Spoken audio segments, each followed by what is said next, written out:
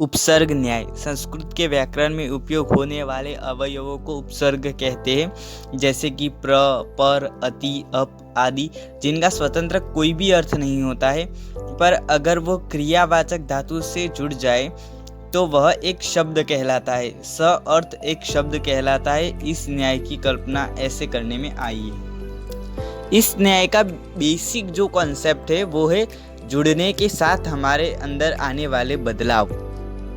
ये न्याय हमें अलग अलग परिस्थितियों में अलग अलग सीख देता है।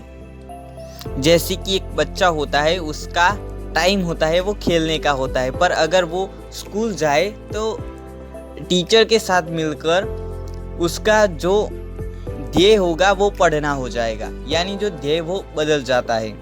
इसी तरह से अगर हम देखें तो एक मित्र से जुड़ता है, कोई इंसान अगर एक मित्र से जुड़ता है तो उसमें कुछ बदलाव आते हैं, कुछ मित्रता के भी बदलाव आते हैं, और कुछ मित्रों की जो गुण है वो सीखता है या दोष सीखता है, कुछ भी सीखता है। तो जैसे जुड़ा वैसे कुछ न कुछ वो सीखता है और जीवन की राह है वो बदलती जाती है। जैसे कि अगर किसी ने अपने पूरक स्वभाव वाले से शादी की है तो शादी के बाद उसका स्वभाव धीरे धीरे बदलता जाएगा, यानी कि जो हेतु है किसी के साथ जुड़ने से हमारा जो मेन हेतु है वो बदलता जाता है।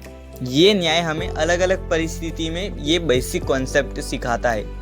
ये न्याय बहुत ही डीप लेवल न्याय है और इसको जितना समझोगे उतनी इसकी लेयर निकलती जाएगी। यानी कि हम अगर किसी से भी जुड़ते हैं तो हमारा हेतु वो बदलता जाता है, चाहे वो गुरु के साथ हो, चाहे वो मित्र के साथ हो, या चाहे वो जीवन साथी के साथ हो।